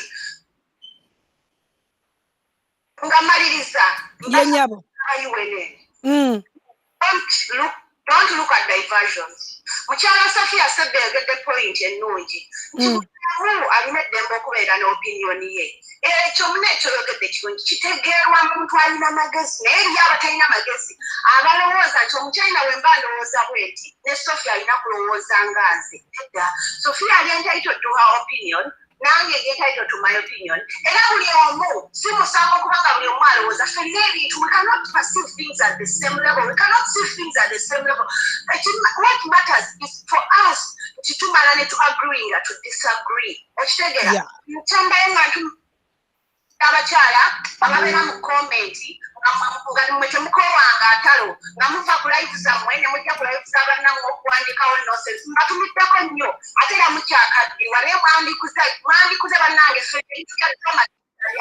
ekituleta ku programu zino okuwuliza bintu byamwe ne basaala bantu bakulu nze ndi myaka 44 saagala kulaba nonsense oyo mu komenti z'abannammwe bannammwe baba tebajja ku live zammwe ne bawandikayo nonsense nammwe temujja kuzangwe tula live yo oyagala kuvuma oyagala kola kirikolere ku live yo mulekerawo ogenda ku page z'abannammwe nga mwogerayo nonsense anti nabo baba baagala katemba mu China nze kati ate kye nalabyo abantu ajja n'akomentinga eno ale n'agenda n'eri nayo n'akomentingayo n'ayagala kati naffe tubeere nga tuli mu bata eyo drama oyo nedda live ya abanno bakyobera tekawo comments ezitagira kweyo live tuli mu kukasinga bintu kuyamba omukyala Sala agamba abakyala bali mu diaspora tukoze tutya okwongera amaanyi mu demonstrations tukoze tutya fe tulina ebintu bye twagala okulaba abakyala nga bakwatako nga boogerako ebitugasa tetwakowa drama tuli bantu bakulu nze ngenda kweza myaka 5 ngenda kukuwa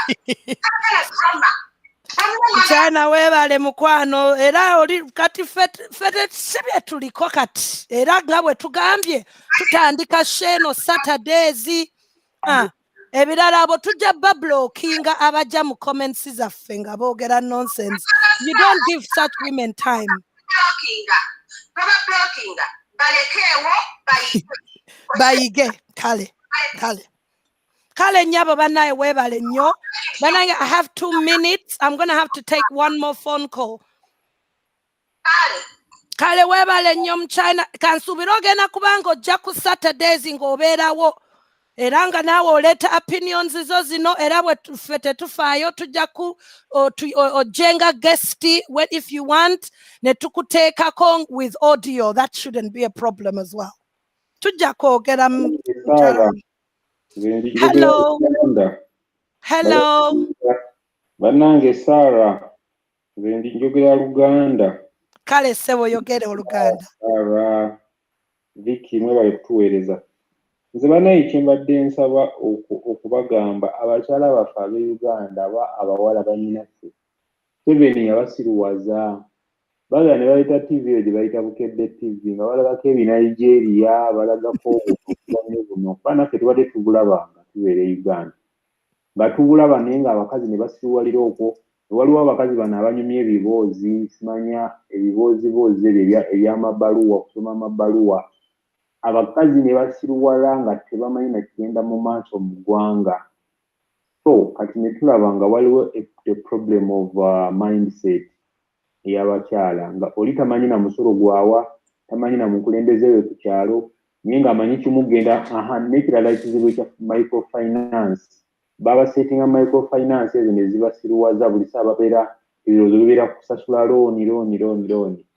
So mubayambeko mu mbeera eyo simanyi bamugenda kikola mutya naye nga mindset is a problem to our women in Uganda. Webale nnyo ssebaawo awo era webale nnyo ekyo ky'oyogedde nnyo omukazi w'omunda gwe tugedde. That's why tugambe we need bya Museveni baconcentratinge ku bintu ebyala social media kugamba mubakubiriza okuba nga bagula amasimu ate amasimu babeere nga bafollowinga programs ziyamba kuba ni muno nga alina essimu naye nga just abira ku WhatsApp naye nga tasobola gandika ne social media nfune kino bamuwulirwe ddala.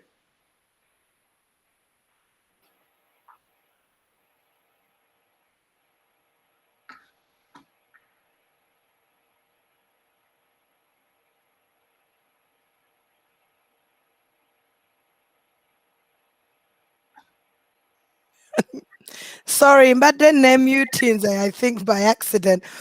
Webale nnyo omwami oyo akubye mbadde nga muddamu awo naye nga simuwulira bulungi nga ngamba nti mwami waffe webale nnyo ekyo ky'oyogedde era that's why show eno twagitaddewo. Tugenda kubanga tutangaaza ku bakyala abali e Uganda ku bintu bino byonna: finances, social life, marriage, everything. Nga tutandika from the inside out. We will take one more phone call, please. Nyabo mwebale kuweereza tusiima nnyo naye nze kyendaba abakyala babulamu omuntu abagayidde ng'okwekalakaasa tukeera ku makya n'ogamba kati ngenze ku street. Mulina okubeerawo ne backup team. In case mulengera nti poliisi ejja nemubeerawo n'abajjoba escape route nga mwagitegese dda musooka kukola road map naye bino we bajja ate abalala ne badduka abalala ne beeyawula tetwalabako dda revolution nagirabako nze Misiri Egypt revolution nga bulunaku eyeekalakasa bakusasula kati erina kubeera ddi bw'agenda ku street yasasulwa kuba Abannayuganda tebyajja kukeera kusituka buli omu awooza ndekawo Obuganda bwange mbulekera ani we bansitirayo. Newe mubeera abangi, poliisi tesobola kubakwata, tesobola kubakuba masasi nga muli bangi. Ate ddala abakyala babatiira ddala. naye weebale nnyo bambi we muba mutukubira mutubuulire ku mannya oba country gye mukubiriramu so that naffe tumanya especially mu abali e Uganda tuwulirize ebintu bye mwagala nga ku sheeno okujja nga tubaleetera. Sho egenda kubeera yammwe kubayigiriza bintu bino byonna. We are going to need you ladies who are watching us live.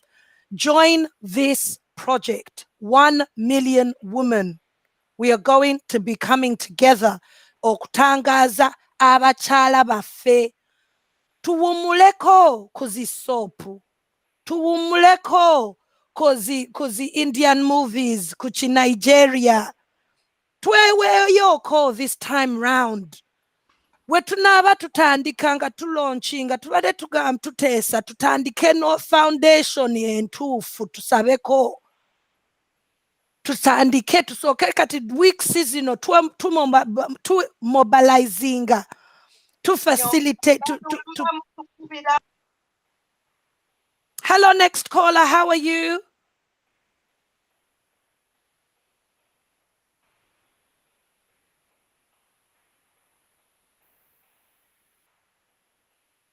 Naye mbadde mpulidde audio naye ate egenze sigiwulidde. Our producer.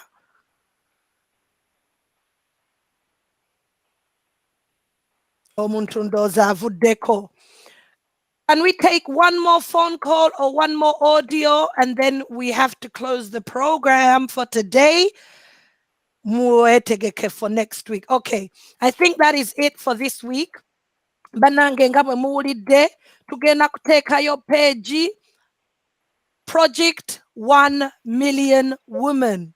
Abakyala twekuŋŋaanye. Abakyala twekuŋŋaanye. Abakyala mwenna mujje. Ng'omukyala bw'ayogedde ku audio nti twetaaga okutangaza ne tuteekateeka strategies. Naye nze kyenkooye okugamba tukolezi WhatsApp groups ne tudda mu ŋŋambo ne tudda mu kurwana ne tudda mu kukola bintu ate ebitatugasa ne tutakola kituleese. Era nze that's why njagala kujja wano tukole a transparent demonstration from the beginning to the end. Transparency from the foundation. Kwa n'abakyala tebajja kutegeera lwaki twetaaga kubeera 100 ogenda okutuula wali ku State House ng'akyalina okwetangaaza ku baana, omwami, sente z'okulya, rent alina okumunoonya. So, ladies, tubasaba tukuŋŋaanye ffenna. Let us come together. Let us pull ourselves together. Let us mobilize us in diaspora. Our job is going to sensitize the women on the ground, to put these women together in the different districts. And what would have been so helpful is if we had helpful women leaders in the party that we were supporting, in each of their constituency, so that they can come and contact us and give us what they need. Nze mbanoonya mutubuulire kye mwetaaga. Ffe tugenda kola. Our job, my job, is to put us together. To put us together. And that is what we are going to do here at UNN. To educate, to give you hope, to deal with omuntu w'omunda. Agenda okuwa confidence. Ffe tugenda kubakulembera. Ogamba that come what may, we must be the answer to this revolution in Uganda. I don't know about you, but it's for me, it's not by might, it's not by power, but the Spirit of God that is on my life and my calling. Nzera mmaze bannange show ya leero tumaze mwebale nnyo okulaba, and let's hope we shall see you next week. Kati even double abazze leero tutandike kati okubuulira people about this show. women 1 million fenna tulina omulimo. Vicky sibula abantu ne Sophia tusibula abantu tuve wano. Bannange abatuwuliriza katusuubire nti tetwagala kuddingana mu bye twogera. Mu kiseera kino bannange tetugenda kukola buli kintu kyonna nti bannange abakyala ku UNN mutuyambe mu switchinge off bukedde. Yeah? Mutuyambe mutukuume okututta obutwa. Bannange mutuyambe tusobole okugenda simanyi ku Lubaga Road twekalakaase. Kwegamba olutalo luno oba revolution eno gye tulimu mulimu abagenda ogifiiramu, mulimu ba spectators. Weewaawo ffe aba UNN tetuli ba spectators, naye mulimu abagenda okutuulawo batunule butunuzi, mulimu abalina okuwuba bendera. Kwegamba buli omu tetulina gwe tukakate, tetulina gwe tugenda kuyamba. Bannange omukulu yatugamba mwereereremu, kitegeeza nti get yourself in the thing. Yeah? Rise up and put your foot out there and get yourselves in. Era ndowooza nze Sarah Nabz nnyinza okubasikkiriziganya naawe anti buli omu alina opinion nti okukunga abakyala nga tubagamba mutubuulire kye mwagala tukole. Nze ndowooza tulina okikyusa, tetugenda kuddamu kyogera wano ku UNN. Okay. Kyebaagala okuyiga, I think kyebeetaaga nabo okuyiga kyembadde ngamba batuwe ku ideas kwa ffe tujja kujjanga tubatangaaze ku kintu. Waliwo eyagambye baagala kumanya ku bintu by'oku era Vicky obyogeddeko earlier ebyokutambula. Omuntu waba ayagala visas na biki, these different ideas. Sorry madam. Kati Sarah nze nga mmaliriza. Nyina engombo gye nkozesa nti I practice what I preach. Nti nyina okusooka ngezesa ekintu ekyo kye ngenda ogamba omukyala.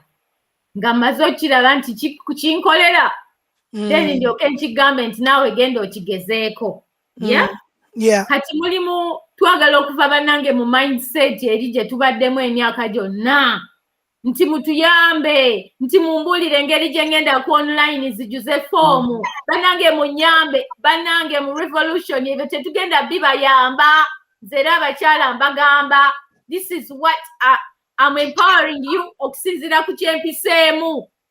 Nti nze bwe mba nkikoze nga nakikola emyaka 25 egiwedde nga tewali na internet. Gw'alina ne internet agenda ne kubukedde. You are even much more empowered than I was 20 years ago. N'olwekyo nze ngamba abakyala tulina ebigambo ebimu statements ze tulina obutaddamu kugamba abakyala wano ku UNN nti mutubuulire kye mwagala. Bannange abakyala abali eyo mwebeereremu oba weebake tuli kusanga revolution Uganda empya oligiwulira. Sarah n'onsonyiwa ne mukyala Sophie nze nkola mu ba offenders. I work with tough young people who are in gangs and offenders. Waliwo ekiseera ekyo tulina ekintu kye tukozesa pick and drop. You pick and then you drop. Nti omuntu omusitulamu ate n'omuzaayo yeesitulewo okwegamba omuzaayo papasile yeesituleyo. Nti ne bannayuganda kati abantu abamu tugenda kubasuulayo gw'olina okwejjayo wekka. Do you understand? Yeah. No, there's gonna be a tough language. Ne bw'oba okuza omwana tukuza abaana wano nga bali bato omuyigiriza skill linnya ekigere kizze wano kati genda ku 40. Otegeera nti kati ebintu ebyo tugenda kubikyusa mu Uganda empya yakweyubula by force. Saro oli mubulizi wa njiri Bible egamba the kingdom of God shall be taken violently. You understand? And the violent shall take it by force. Nti kati ekiseera bannayuganda abakyala take what you believe in by force. Raise yourself up. Wezuukuse mu buliri oteekeko UNN Kimbugwe live. Tukkiriza ebirowoozo byammwe weewaawo mubireete mubitubuulire mutuwandiikire email. Tetugenda amasimu gonna tuyinza obutanga kwata but we have an email Sarah. Email yaffe eriki bantu batusindikire email batugambe Yeah. nti nze mobilizing abakyala 100. Kanjitekeko hello@getunn.com. Yes. Musolo tuweereza your stories as well. Tujja kubanga tuzoogera ngaga tuzireeta. Mutubuulire nga mulina action plan nti nze nkubye nga mbabuulira nyina abakyala 100 ekyannamukaaka. Bali ready. Naye kye baagala ge mazzi. Ate n'amazzi kyekisembayo ffe okukikuwa. Twagala okulaba ebikolwa. Kubanga ebiseera ebimu Abannayuganda bali mu Uganda balowooza nti abantu abali mu diaspora bali out of touch. Kati buli bwe tubaleetera ebirowoozo ebyaffe waliwo atugambye waliwo atadde mu comment nti ebikola mu Europe si bye bikola e Uganda. Owulira kugamba stuff like that. N'olwekyo tetugenda bateekamu bikolwa mu UK. Ya tulina okulaba ebikola mu Uganda mwe mubitubuulire mubiteeke mu nkola ffe tubiwagire. Ekyo kye twagala okulaba nze bwentu bwe nandimuzise nga ngamba nti abakyala bali e Uganda abakyala bali mu diaspora tetugenda kudda wano kujjanga kwewozaako comment oba commentinga comment size zigenda okujjako dictator ya comment oba commenting eno neeri it's up to you how you use your time. Kyosiga ojja kikungula ffe tuliba tuli entebe mu ntebe nga tukaada nga gwoliwa ng'oli mu kisenyi kwegamba si kudaala naye mbuulira abakyala abali eyo. The comments you're making, are they making a change? Zigenda kujjako mu 7, zigenda kujjako mu bigula, zigenda kukola ki comment ezo? Naddala abakyala abazadde bannange tuli bazadde nti obudde bwe tukozesa we are here to empower our children and train them to become the next the leaders of tomorrow, the leaders of today. So whatever you do, making sure until you're using your time, seize the moment.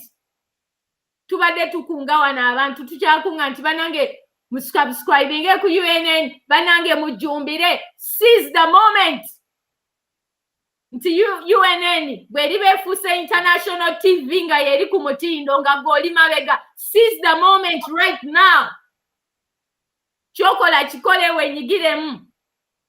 N'olwekyo mpuuzika nga ngamba abakyala next Saturday we tuli tubalinze mmwe muba musooka mukeere.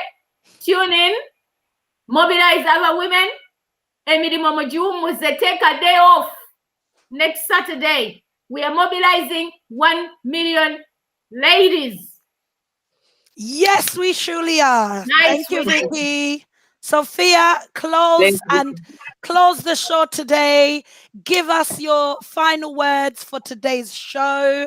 I'm not going to say anything else. I'm going to let you give us tuweye ekigambo kye tugenda nakyo ekigenda otuyisa mu wiiki eno. Well, thank you, Vicky. Thank you, Sarah. I like that where you say we're no longer in Book of Lamentations, we're in Revelations. That's something I can give you from my spiritual side. I'm a Catholic by faith and I live by my faith. I'm hoping of course, it's not about people of different faith, and we need to be able to put that across. Nti buli omu abere respected in their own faith, and siku kubeera wano to preach to you, not at all. Oba omusiramu tugamba how to behave, or whatever it is, but we all respect each other in our own individuality. So my last words are, let's empower each other. Let's be stepping stones of ourselves.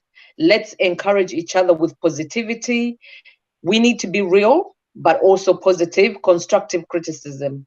Tewali wano kuvuma, what you speak out of your mouth comes to pass.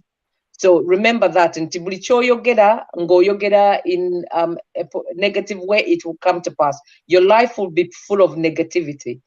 But when you see positivity and when you encourage someone else, you hold their hand and lift them up, that will be what your life will be about. You will see miracles, you will see wonders. Ngobera oyagaliza. I know Paul wanavera tugamba okwagaliza.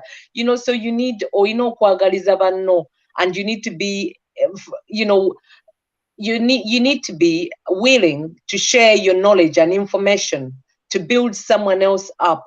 If you hold that information and knowledge to yourself, then by all means, ogenda kugisigala nayo, maybe you go to your ground, to the ground with it. And who is that helping? It's not going to help your children. It's not going to help the next generation. Nayengafe, women who are here, we've been brave enough to come out and show our faces, and that's in itself, it's something to be respected. But at the same time, we're not here to step on anyone's toes or to be saying that we know it all. Tetumanyi buli kimu. Fena tuli wano kuyiga, fena tuli wano to build ourselves up. Vicky nga bwagamba, tetuli wano to feed you with for you to be sat down and us feeding you with everything that you know you should be having. No, we want you to be participants. We're not spectators. You need to be participants in empowerment, in empowering you. You need to be participants. We want to be able to give you the tools or help each other to have the tools to empower, to be able to stand for yourself, to be able to say that I actually have something to say and I need to be listened to. But you don't say that forcefully. You say that by how you handle yourselves. The morals, you need to have values, morals to hold yourself and with respect, but at the same time with firmness, and saying to someone else, look, I can talk to you, I can stand with you on the platform to say what I need to say, but without abuse, without disrespect, and with simplicity and respect, and respecting your freedom of speech. So mbalekera women, when we come and whilst we're trying to bring in the hashtag 1 million women project, please go away with homework that please have a look at your rights as a woman, your rights as a human being, your rights as a Ugandan, your rights as an international person. What are they? Maybe you could start from the UN Convention on Human Rights. Read about those. So when we come and discuss and dissect and are talking about these, you are aware exactly what we're saying. You know how to read. I'm sure, you know, even if you don't know how to read, but ask somebody, ask a friend. There are audios as well that actually say what exactly is being written. You can listen to an audio as opposed to reading. You can listen, you can go and read about the constitution, national constitution in Uganda, which is also online. So please have a read in your own free time. Read maybe an article or two so that you know exactly what we're talking about. You know what your rights are. Starting from knowing your rights, you'll be able to know exactly where you stand in the society, in Uganda, the community, nationally and internationally. You know, you'll be able to know exactly what that means being a woman, a Ugandan woman, an African woman, a woman or in the diaspora, an international woman, so that you can respect yourselves, other people, and know exactly that speaking your mind, it doesn't mean that you're disrespecting other people's views and opinions. Speaking your mind is your right. It's your human right. Okay? Well, have a good weekend and God bless you. Thank you. Bananke, Abachala, Mwena, Sophia, Vicky, all of you who are participants. Can we leave today? Ntituyize kuchi today. We are not spectators, but participants. Let us participate and be part of the 1 million women project to lead this generation, this revolution. Wouldn't you want to be part of history? Imagine what Let's would happen. make history. Mwebale nnyo mwenna. Next week nja kusoma kuzi comment towards the end. Leero sisobodde naye mwebale mwenna abatulaba ku YouTube. Don't forget to subscribe UNN TV official. Kati mulina okusettinga notification ikra kati tubawadde program ya Saturdays. Tugenda kubeeranga wano ssaawa 8 paka ssaawa 11. mubeereewo twogere ku bintu bino. Please share, subscribe, tell people about this program, tell people about this channel, tell people that we are going nowhere. We are in fact, we are just getting started. Tutandika butandisi. So mwebale nnyo mwenna. Don't stop supporting this online television station. It is for the people of Uganda on the entire globe. How powerful is that? That's why we want you to give. Don't give with emotions, give with wisdom, give with understanding. Give knowing that I am a citizen of Uganda and I want to be part of history.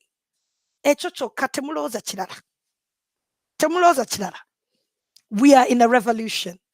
Banange mwebale mwenna, mwebalire dala dala dala. Thank you for watching Chimbugwe Live and UNN Television. We appreciate each one of you. We are not moved. We do one thing. We speak truth, nothing but the truth, bring you facts to change our country. So coming up this evening, 8 o'clock, let's not forget, episodes are continuing from the high-profile murders in Uganda with Seguja, Mr. Babyface, our Babyface is coming back this evening. Sawa biri temubera late. Our head minister, our head teacher aja sawa biri. So muberewo mwetegeke tonight's progi muberengawo abachala kati mulino mulimo abasajja mulino okubagamba kati buli Saturday tugenda kubeera ku Sarah Nabz UNN live ne the women of Project 1 Million Women. Abaana mubafunira ekyokukola, abaami bafune ekyokukola nga nabo bwe balaba football. Let us make this show that. This is our football now. Thank you all of you. Leah Wazeleti, Faye, all of you who have been watching today. Thank you. Thank you again. And I shall see you next week. Thank you for being part of the Truth Command Center. God bless you. Stay well. And see you next week.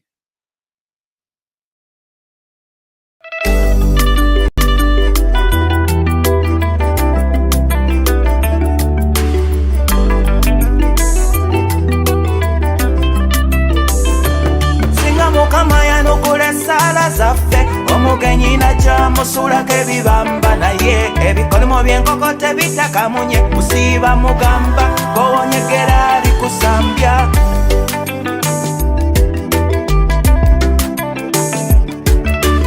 Kandukuvire ku ntono ng'omuyala asanze we bafumba omugenyi yandage nakunyanga asenga kati akulungudde omwezi. Nalina enkoko yange lujumba nagimuwa n'agirya obugenyi. Nalina ne bata yange kabuzi nayo yagirya dda tasaaga. Omugenyi atagenda omugenyi andabye nakuserwa gy'okwota mukoye. Omugenyi yasenga nasinza nnyini mwentanama omugenyi mukoye nze. Yajja tukubya mu ngalo kati atusesa amakete.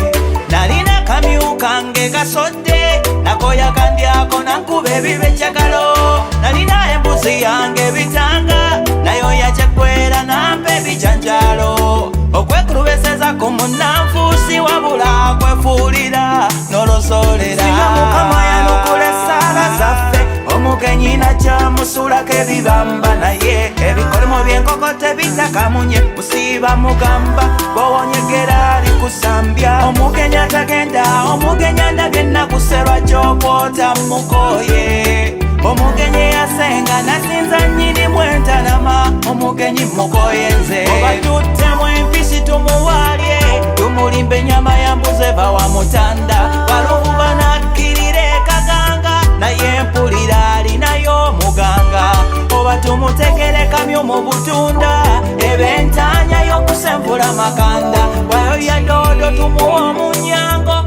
obudde bw'omumira serengeta ettanda.